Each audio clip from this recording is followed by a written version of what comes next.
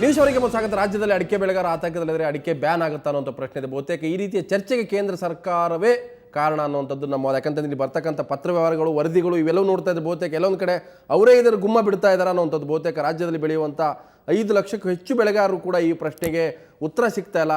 So ಇದ್ರ ಜೊತೆಗೆ ಇವತ್ತು ರಾಜ್ಯದ ಜನರನ್ನು ಕೂಡ ನಾವು ಕೇಳಿದ್ದೀವಿ. ಸುವರ್ಣ ನ್ಯೂಸ್ ಕೇಳ್ತು, ನಿಜಕ್ಕೂ ಕೂಡ ಕೇಂದ್ರ ಸರ್ಕಾರ ತೆರೆಮರೆಯಲ್ಲಿ ಅಡಿಕೆ ಬೆಳೆಯನ್ನು ನಿಷೇಧಿಸಲಿಕ್ಕೆ ಪ್ರಯತ್ನ ನಡೆಸ್ತಾ ಇದೆಯಾ ಅನ್ನೋಂಥ ಪ್ರಶ್ನೆಯನ್ನು ನಾವು ಕೇಳಿದ್ವಿ ಜನರನ್ನ. ಜನ ಏನು ಉತ್ತರ ಕೊಟ್ಟಿದ್ದಾರೆ, ಜನ ಏನು ವೋಟ್ ಮಾಡಿದ್ದಾರೆ ಅಂತಂದರೆ, ಖಂಡಿತ ಅಂಥದ್ದೊಂದು ಪ್ರಯತ್ನ ನಡೀತಾ ಇದೆ, ಇದರ ತೆರೆಮರೆಯಲ್ಲಿ ನಡೀತಾ ಇದೆ ಅನ್ನುವಂಥದ್ದು ಬಹುತೇಕ 88%. ಇಲ್ಲ ಅಂತ ಹೇಳೋದು 18, ಹೌದು ನಡೀತಾ ಇದೆ ಅಂತ ಹೇಳಿದವರು 88%, ಇಲ್ಲ ಹೌದು ಅನ್ನೋರು 12%. ಇಲ್ಲಿದೆ ಎಸ್, ತೆರೆಮರೆಯಲ್ಲಿ ಪ್ರಯತ್ನ ನಡೀತಾ ಇದೆ ಅನ್ನುವಂಥದ್ದು 88% ಜನ.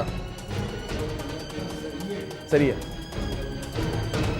ಸರಿ, ಇಲ್ಲ ಅನ್ನೋರು 88% ಜನ. ಎಸ್,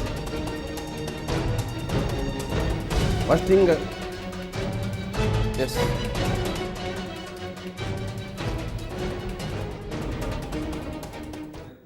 ಸೊ ನಮ್ಮ ಜೊತೆಗೆ ಕ್ಯಾಂಪ್ಕೋ ಅಧ್ಯಕ್ಷರಂತ ಕೊಂಕಾಡಿ ಪದ್ಮನಾಭರ್ ಇದ್ದಾರೆ. ಪದ್ಮನಾಭರ, ಇವತ್ತು ಅಡಿಕೆ ಬೆಳೆಗಾರರ ಆತಂಕದಲ್ಲಿದ್ದಾರೆ. ಎಲ್ಲೋ ಒಂದು ಕಡೆ ಈ ರೀತಿಯ ಚರ್ಚೆಯನ್ನು ಕೇಂದ್ರ ಸರ್ಕಾರದಲ್ಲಿರ್ತಕ್ಕಂಥ ಆರೋಗ್ಯ ಇಲಾಖೆ, ಬೇರೆ ಬೇರೆ ಇಲಾಖೆಗಳು ಮಾಡ್ತಾ ಇದ್ದಾವೆ. ಈ ರೀತಿ ವೈಜ್ಞಾನಿಕವಾದಂಥ ಕಾರಣಗಳನ್ನು ಹುಡುಕಿ ವರದಿಯನ್ನು ತಯಾರಿಸಿ ನೋಡೋಣ ಆಮೇಲೆ ಅಂತ.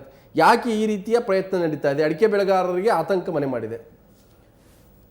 ನಮಸ್ಕಾರಗಳು. ಅಡಿಕೆ ಬೆಳೆಗಾರರಿಗೆ ನಮ್ಮ ರಾಜ್ಯದಲ್ಲಿ 12 ಜಿಲ್ಲೆಗಳಲ್ಲಿ ಅಡಿಕೆ ಬೆಳೆಗಾರರಿದ್ದಾರೆ.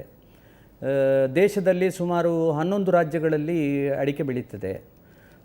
ಕೇಂದ್ರ ಸರ್ಕಾರಕ್ಕೆ ನಾವು ಹಲವು ಬಾರಿ ಅಡಿಕೆ ಬೆಳೆಗಾರರ ಪರವಾಗಿ ನಾವು ಮನವಿಯನ್ನು ಕೊಟ್ಟಿದ್ದೇವೆ. ಇವತ್ತು ಈ ಹುನ್ನಾರ ನಡೀತಾ ಇರುವಂಥದ್ದು ಬಹುಶಃ ಸರ್ಕಾರದ ಇವರಿಗೆ ಮಂತ್ರಿಗಳಿಗೆ ಮತ್ತು ಸಂಸದರಿಗೆ ಗೊತ್ತಿಲ್ವ ಅಂತ ನಮಗೆ ಭಯ ಆಗ್ತಾ ಇದೆ.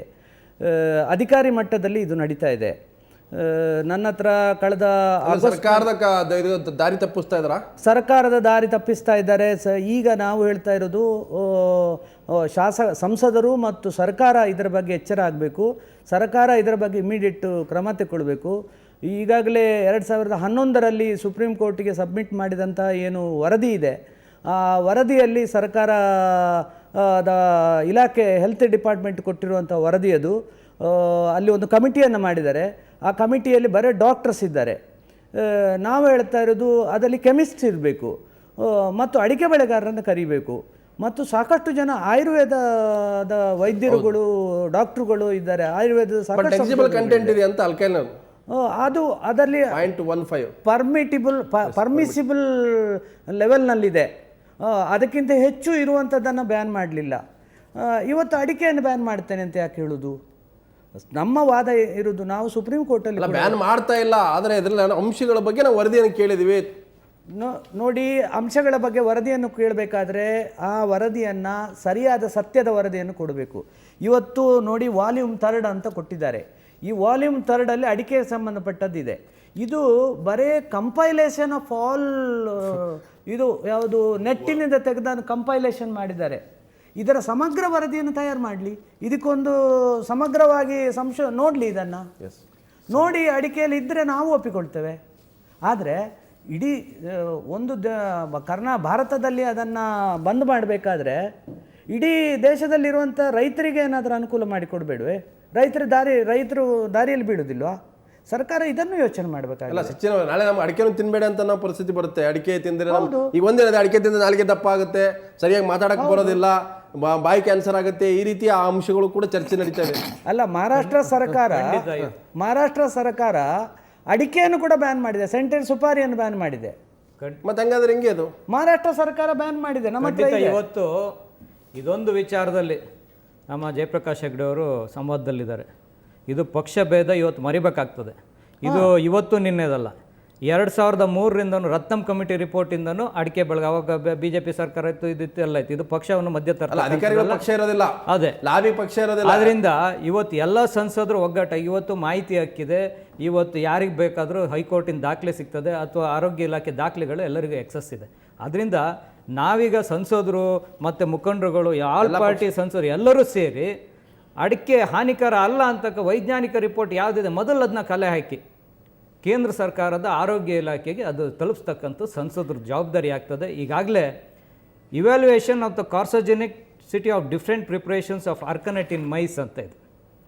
ಇಷ್ಟೆಲ್ಲ ದೊಡ್ಡ ವರದಿ ಸುಪ್ರೀಂ ಕೋರ್ಟಿಗೆ ಅವರು ಆರೋಗ್ಯ ಇಲಾಖೆಗೆ ಕೊಟ್ಟಿದ್ದಾಗ 1998ರಲ್ಲಿ ಆಗಿರ್ತಕ್ಕಂಥ ವರದಿ ಇದು cancer biology laboratory school of life sciences, Jawaharlal Nehru university, new Delhi. ಇದು ಸ್ವಿಸ್ನ ಇಲಿಮರಿಗಳ ಮೇಲೆ ಪ್ರಯೋಗವನ್ನು ಮಾಡಿದ್ದಾರೆ. ಅಡಿಕೆನ ಸುಮಾರು 12 ತಿಂಗಳು ಸ್ವಿಸ್ನ ಇಲಿಮರಿಗಳ ಮೇಲೆ ಪ್ರಯೋಗ ಮಾಡಿ ಅದರಿಂದ ಸಂಶೋಧನೆಯಿಂದ ರಿಪೋರ್ಟ್ ತೆಗೆದಿದ್ದಾರೆ. ಆ ರಿಪೋರ್ಟ್ ಏನು ಹೇಳುತ್ತಂದರೆ, ಅಡಿಕೆನ ಬೇಯಿಸಿ ಒಣಗಿಸಿ ಪ್ರೊಸೆಸ್ ಮಾಡಿ ಕನ್ಸ್ಯೂಮ್ ಮಾಡಿದ್ರೆ ಯಾವುದೇ ಹಾನಿಕರ ಇಲ್ಲ, ಅದರಲ್ಲಿ ಕಾರ್ಸೋಜೆನಿಕ್ ಎಫೆಕ್ಟ್ ಇಲ್ಲ. ಈಗ ಹಾನಿಕರ ಬಗ್ಗೆ ಚರ್ಚೆ ಮಾಡ್ತಾ ಇದೀವಲ್ಲ ನಾವು, ರಾಜಣ್ಣ ಅವರೇ, ಚರ್ಚೆ ಮಾಡ್ತಾ ಇದೀವಲ್ಲ ಅಂತ ಚರ್ಚೆಗೆ ಆಹಾರ ಕೊಟ್ಟಿದ್ದಾರಲ್ಲ ಈಗ. ಅಲ್ಲ, ಚರ್ಚೆ ಮಾಡ್ತಾ ಇದೀವಿ ಸರಿನೇ, ಅದು ಎಲ್ಲೋ ಯಾರೋ ಗೊತ್ತಾಗಲ್ದ ತಪ್ಪು ಮಾಡಿರೋದ್ರಿಂದ ಅದನ್ನೇ ದೊಡ್ಡ ಪ್ರಮಾದ ಅನ್ನೋದಕ್ಕಿಂತ ಹೆಚ್ಚಾಗಿ ಕರ್ನಾಟಕ ರಾಜ್ಯದಲ್ಲಿ ಸರಿನೇ ನಮ್ಮ ಈಗ ರೈತ ಅಡಿಕೆ ಬೆಳೆಗಾರರ ಮೇಲೆ ತಲೆ ಮೇಲೆ ಕತ್ತಿ ತೂಗಾಡ್ತಾ ಇದೆ. ಇಲ್ಲಿ ನಮ್ಮ ರಾಜ್ಯದಲ್ಲಿರ್ತಕ್ಕಂಥ ಎಲ್ಲ ಸಂಸದರು ಒಗ್ಗಟ್ಟಾಗಿ ಕೇಂದ್ರ ಸರ್ಕಾರದ ಮೇಲೆ ಒತ್ತಡವನ್ನು ತಂದು ಇರ್ತಕ್ಕಂಥ ಏನು ಅಡಿಕೆಯಲ್ಲಿ ಯಾವುದೇ ಥರದ ಹಾನಿಕರ ಇಲ್ಲ ಅಂತಕ್ಕಂಥದ್ದನ್ನ ಸ್ಪಷ್ಟವಾಗಿ ಕೇಂದ್ರ ಸರ್ಕಾರಕ್ಕೆ ಗಮನಕ್ಕೆ ತರ್ತಕ್ಕಂಥ ಕೆಲಸ ಮಾಡಬೇಕಾಗುತ್ತೆ. ಇಲ್ಲಿ ಯಾವುದೇ ಥರದ ರಾಜಕೀಯ ಇದನ್ನು ಮಾಡ್ಕೊಳ್ತಕ್ಕಂಥ ಅವಶ್ಯಕತೆ ಇಲ್ಲ. ಕರ್ನಾಟಕದಲ್ಲಿರ್ತಕ್ಕಂಥ ಅಡಿಕೆ ಬೆಳೆಗಾರರ ಹಿತಾಸಕ್ತಿಯನ್ನು ಕಾಪಾಡ್ತಕ್ಕಂಥ ಕೆಲಸವನ್ನು ಮಾಡಬೇಕು ಹೊರತು ನಾವು ರಾಜಕಾರಣ ಮಾಡ್ತಕ್ಕಂಥ ಅವಶ್ಯಕತೆ ಇಲ್ಲ. ತಾವು ಸಂಸದರು ಈಗ ಪಾರ್ಲಿಮೆಂಟ್ ಕೂಡ ನಡೀತಾ ಇದೆ, ಇಂಥದ್ದೊಂದು ಅಪಾಯದ ಬಗ್ಗೆ ಚರ್ಚೆ ಅಂತೂ ಶುರು ಆಗಿದೆ, ಒಂದು ಭಯ ಬಂದಿದೆ. ಈ ಭಯ ನಿವಾರಣೆಗೆ ತಾವು ಕೂಡ ಕೇಂದ್ರ ಮಟ್ಟದಲ್ಲೋ ಅಥವಾ ಇಲಾಖೆ ಮಟ್ಟದಲ್ಲೂ ಕೂಡ ಪ್ರಯತ್ನ ಮಾಡ್ತೀರಾ? ನಾನು ಈಗಾಗಲೇ ಸಂಬಂಧಪಟ್ಟ ಎಲ್ಲ ಸೈಂಟಿಸ್ಟ್ ಹತ್ರ, ಅಧಿಕಾರಿಗಳ ಹತ್ರ ಚರ್ಚೆಯನ್ನು ಮಾಡಿದ್ದೇನೆ. 19ನೇ ತಾರೀಕಿಗೆ ಡಾಕ್ಟರ್ ಪ್ರಕಾಶ್ ಕಮ್ಮರ್ಡೆ ಅವ್ರನ್ನ ದೆಹಲಿಗೆ ಬಂದು ಸೈಂಟಿಸ್ಟ್ ಒಟ್ಟಿಗೆ ಚರ್ಚೆ ಮಾಡಲಿಕ್ಕೆ ಅವಕಾಶವನ್ನು ಕೇಳಿದ್ದೇನೆ.